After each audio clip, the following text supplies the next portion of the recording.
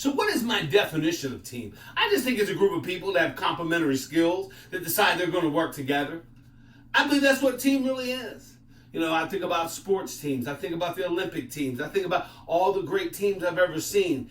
They just set their ego, I'm teaching now real good, they set their ego and their selfishness and their agenda aside for the greater good.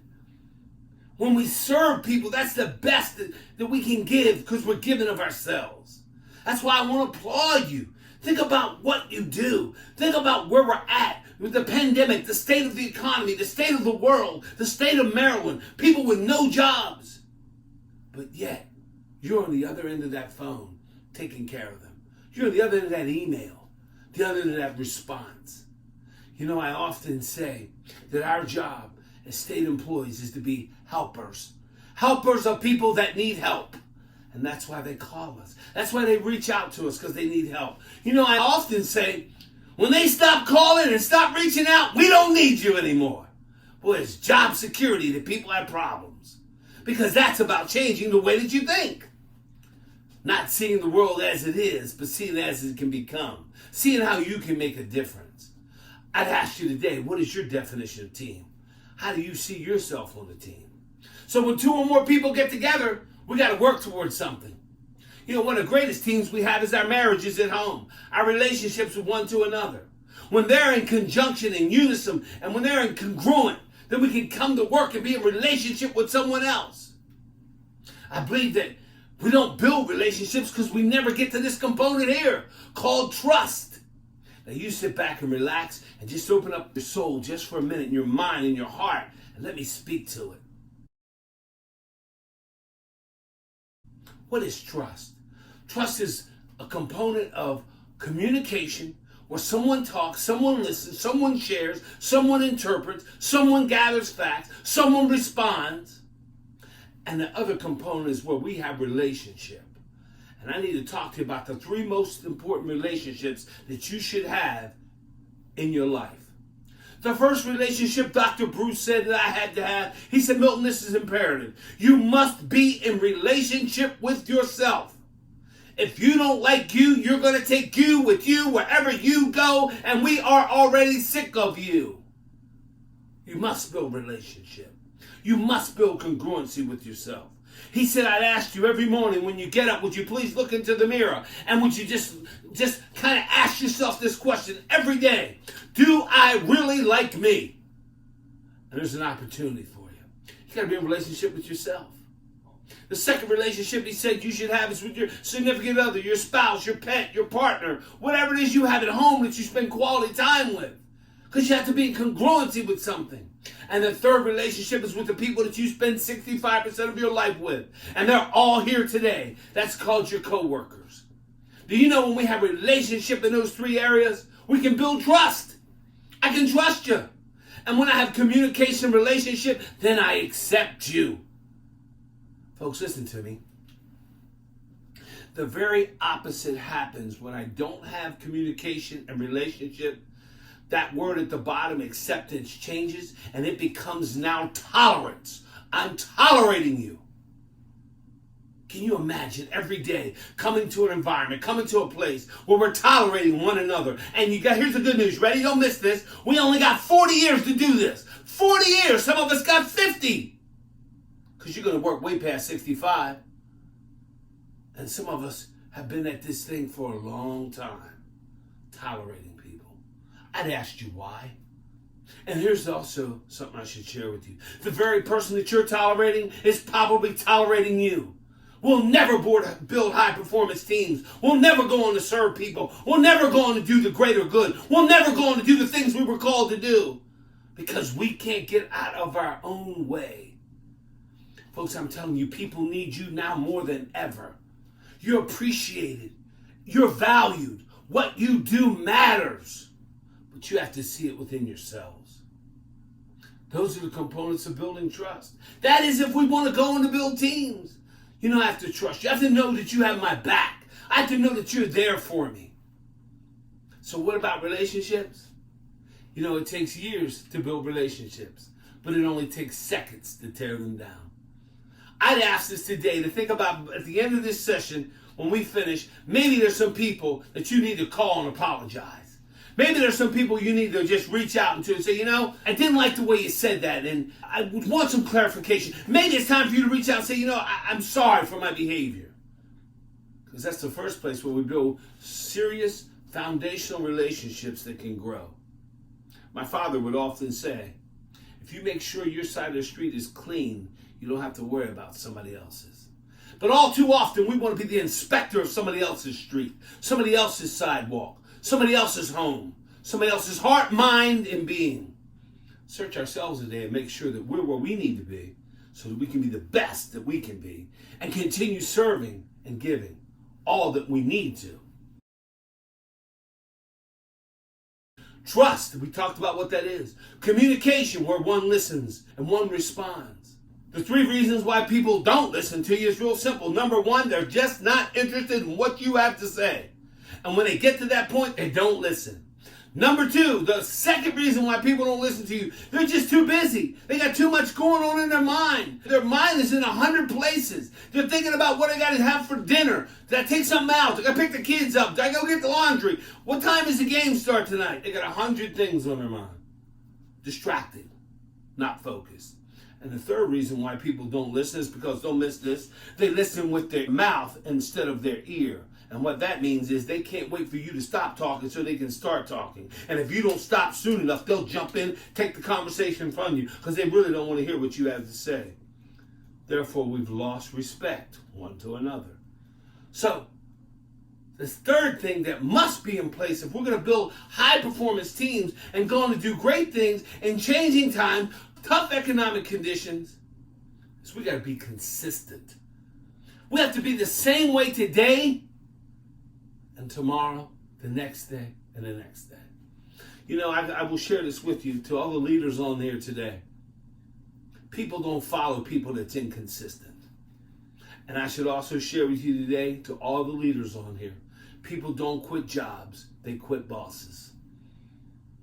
People they can't trust, people they can't build relationships with, they soon find themselves at odds. I want to be consistent. I want to be the same today. I want to have the same attitude, the same drive, the same desire, the same commitment every day. I don't want to show up some days and say, I'm just going to go through the motions today. What kind of respect can my team have for me if I'm taking the day off, taking a play off, taking off when I'm really there? You got to be consistent. And by all means, we have to be committed. What does committed look like? You don't have to tell me you're committed. I can see that you're committed. You don't need to blow the horn of commitment. I'll just listen real softly with my ears and pay real close attention with my eyes. And I will learn if you're committed because your actions will speak louder than any word you could ever say. Commitment. Commitment is the people that show up, get the job done every day, day after day. The backbone of the organization, the people you can count on, the people that are your go-to people. That's who's committed. Not the ones that talk about how great they are and sashay around the office in everybody else's business. What are you doing? What are you doing? I don't know. What are you doing? What are you doing? Instead of worrying about that, do what you need to do and be committed to yourself, the organization, your department, to the people you serve. So what does a team look like? Well, before we can even get the team building, we have to ask ourselves this question. Can we even work together? Do we even want to? A lot of times personalities play such a big part in teams. Who's going to be the big star, the little star? Who's going to be the go-to person? Who's going to be the support person? Who's going to be the person that takes care of this? Who's going to be the person that takes care of that? Boy, what a challenge it is. I can only imagine to your leadership right now that's trying to manage people remotely, to your leadership now that's trying to motivate people and they can't see them. I can only imagine what it's like right now trying to help people when we don't even know if we have a team ourselves, because the very people that should be helping people are suffering from a lot of things right now. So building teams can be very tough in these difficult times. But then we have to ask ourselves this. Do we even want to be on the team? Are we really a team player? Just because we have the jersey doesn't mean we're on the team. Just because we show up doesn't really mean we're on the team. But before we can ever get to team building, which is what we ultimately hope to do, we got to build something first, and that's ourselves and each other. Then we can build to a greater good. So as we give you this recognition today, I applaud you for being people that are committed, that are willing to pay the price, to do what it takes, to look into the face of defeat and to keep marching on, to be the person that says, I will do what it takes. And I commend you. I commend you. You're the reason that we go and do what we do every day, reaching out to you, saying thank you. Thank you for what you do. So when does the team work best? So if I've got this great team put together, how will I know when they're working best? You ready? When everybody is committed to a common objective. Not some are going north and some are going south. Some are running east and some are sprinting west. That's not what we want. We all got to be going in the same direction. We all have to know the same thing. So to the leaders, listen, make the vision clear. Share with people where we're going. Share with them the ideas. Absentee leadership, invisible leadership, can't be followed. Won't be followed. Can't be respected. Won't be trusted. We got to be committed to a set of common objectives. Yesterday I was at Joppa Road, Towson, Maryland. When I walked into the facility, on the wall was the mission and the core values. As I began to read them, I was thinking, I wonder how many people really know these, that are collecting the check every week. I wonder how many of them really know these core values. Because if we could center and rally and commit around those core values, those core objectives, those common objectives, what could we do? Man, sky's the limit. Teams work best when we all got defined roles and responsibilities. Well, I know my job, I don't need you to do mine. I know what to do, I'll do my job, you do yours. But folks, I gotta tell you, I'm getting just a little sick of this talk that I keep hearing in our country today. It's not gonna be political. You just sit back and listen. Everybody talking about their rights, their rights, their rights. Yes, we all have rights, but I think there's another R that we've been missing for a long time, called responsibilities. Yeah, we got a right to get paid for coming to work, but we got a responsibility to work while we're there. Yes, we have a right to be recognized for what we do good, but we have the responsibility to be told when we need a little course correction. See, when we got defined roles and responsibility, and I know what's expected of me, and it's very clear, there should be no confusion. Productivity goes out, morale goes up. Where there's confusion, people do nothing. That have defined roles, defined goals, defined responsibilities. There has to be decision-making systems in place where the chain of command is respected, where there's communications, standard operating procedures, work procedures. I know what's expected of me. I know what to do. I know how to follow the guidelines. I know how to handle the situation. And finally, there has to be good personal relationships. Now, I'm going to share this with you. Nobody comes to work for love. We come to work to provide for our family. We come to work for a sense of security. We come to work for a sense of accomplishment. We come to work for a sense of purpose. But wouldn't it be nice along the way, as I'm getting fulfilled in all those things personally, you and I, co-worker to co-worker, peer to peer, supervisor to manager, manager to leader, whatever it may be. Wouldn't it just be nice if we could have mutual respect one for another? Where I look at you and you look at me and I don't see you as nothing other than a human being and a person just like me. Wow. Wow. You want to build high performance teams? Take the lens of color off your glasses. Take the lens of status out of your vocabulary. No one's better than anyone else. We're all in this together. I need you. There is no more important job than the other. Well, all they do is clean the office, and I make the decisions. It doesn't make you better than them. It doesn't make you more important than them. Here's what it means.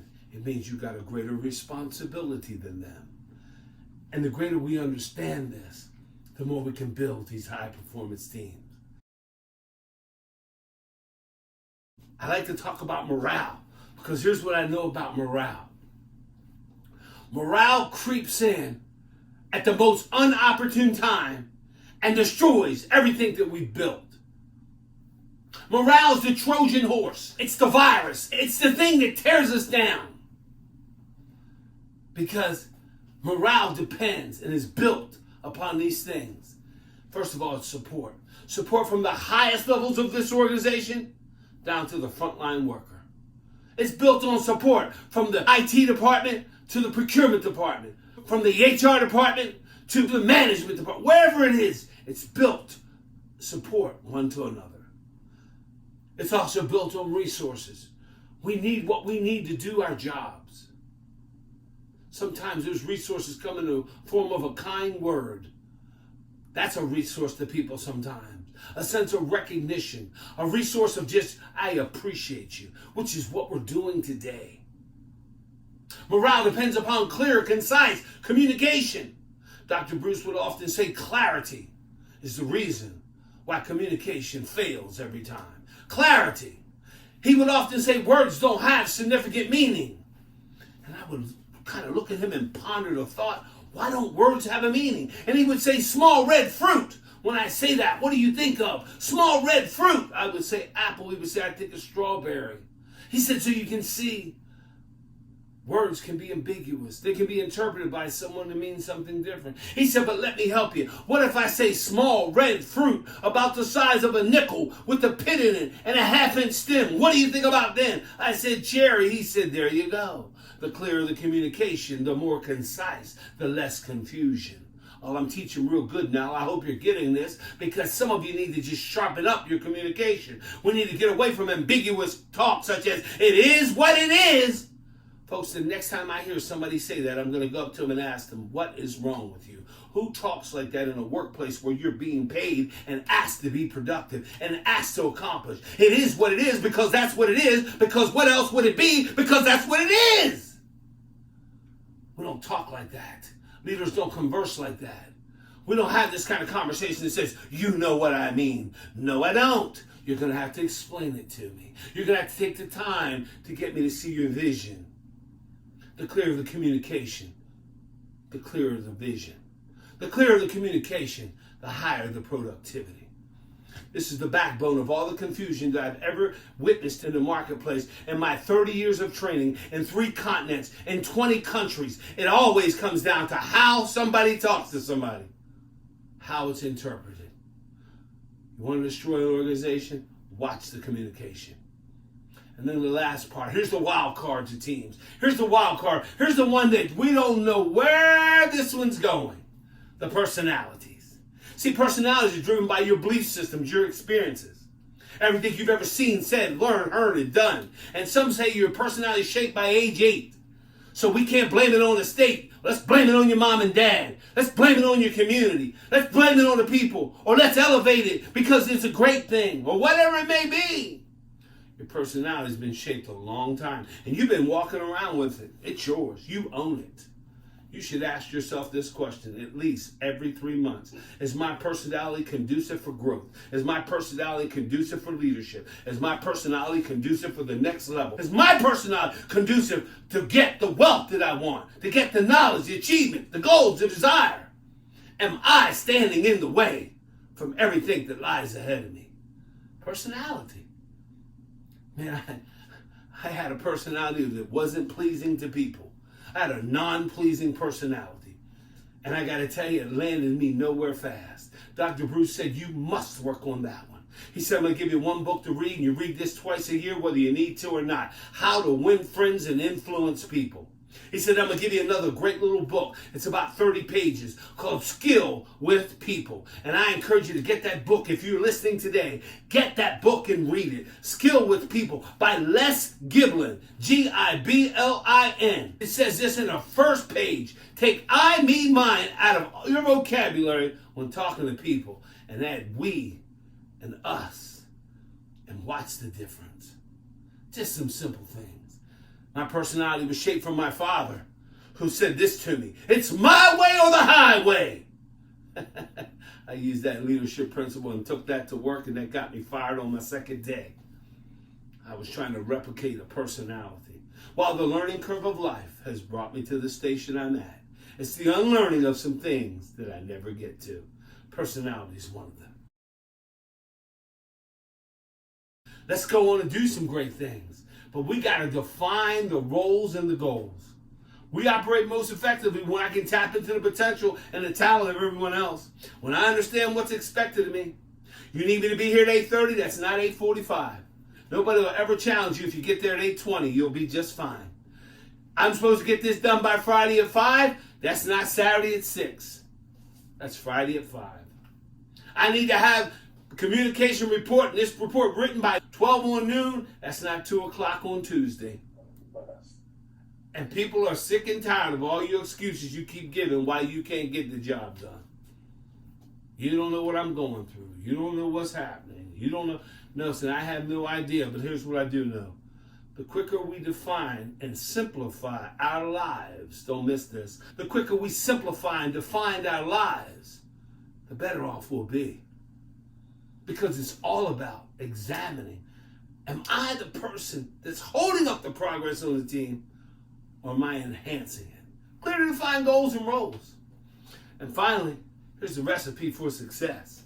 Just think about these 5 points. Let them marinate. At first, we got to have effective systems of clear communication. I told you that again. I'm going to tell you again and again and again because that's the one.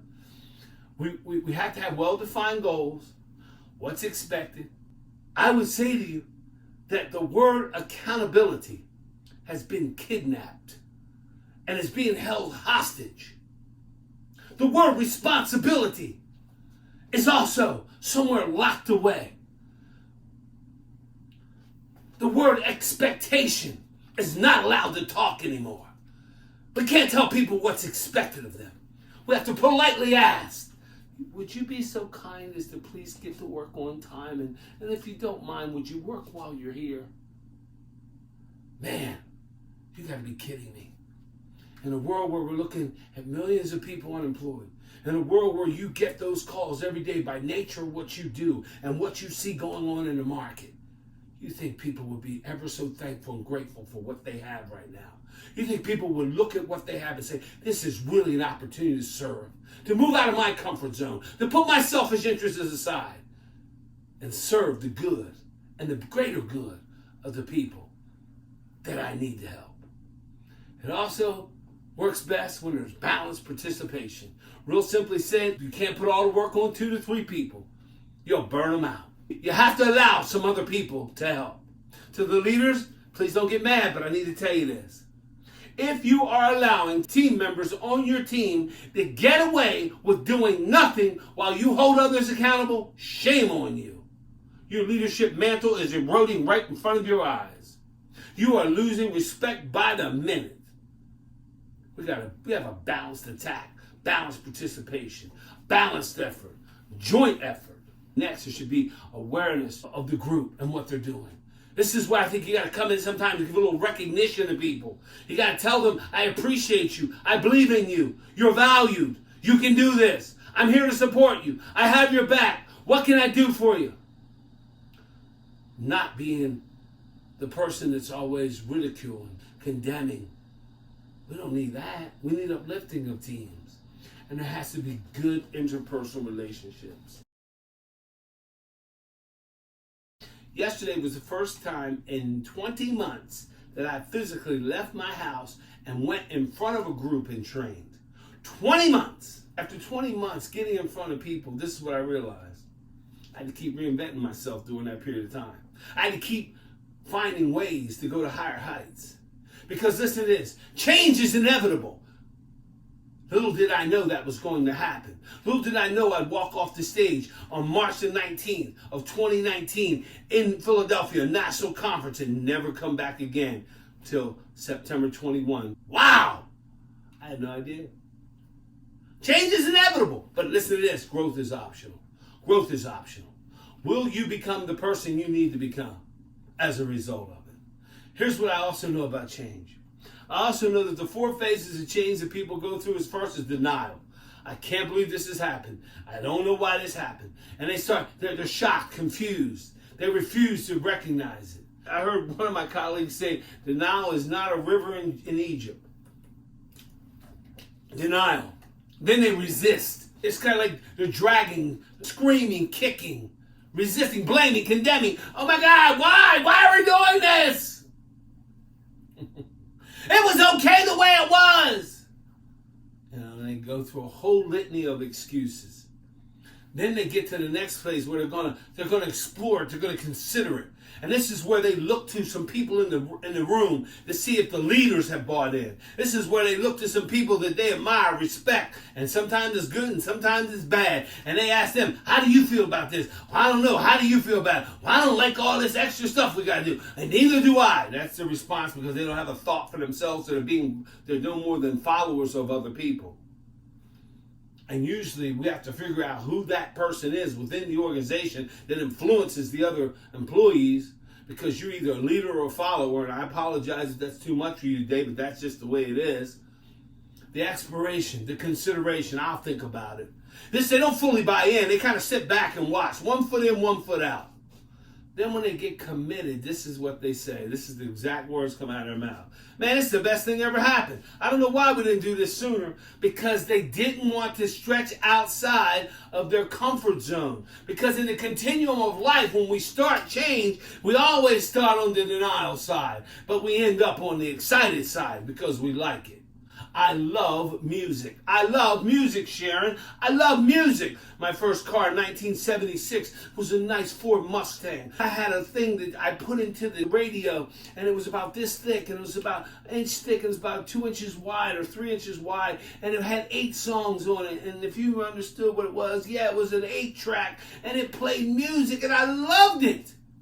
Then I saved my money. I got another car. This time I got a Mustang. This was a nicer one. And it had a device that you stick in. It had an A and a B on both sides. It was a cassette that played music. Man, I was so excited.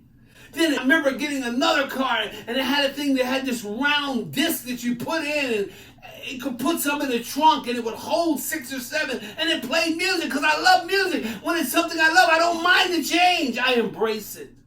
This last car I got, I don't even know where the music comes from. I just get in there and say, Alexa, play. And she does. And then I just tell it to change stations. And then it remembers what I like. But I love music. So here's the point. When it's changes that we like, we don't mind going through them. It's not that we don't like change. We don't like being changed. Don't miss that. The continuum of change. So what do we need to do as we're going through this process? First, stay committed. Stay committed. Don't be in on Monday and out on Tuesday. Don't be in on Thursday and out on Friday. Stay committed to the process. See it as a challenge to grow, to move outside of your comfort zone, to learn something new.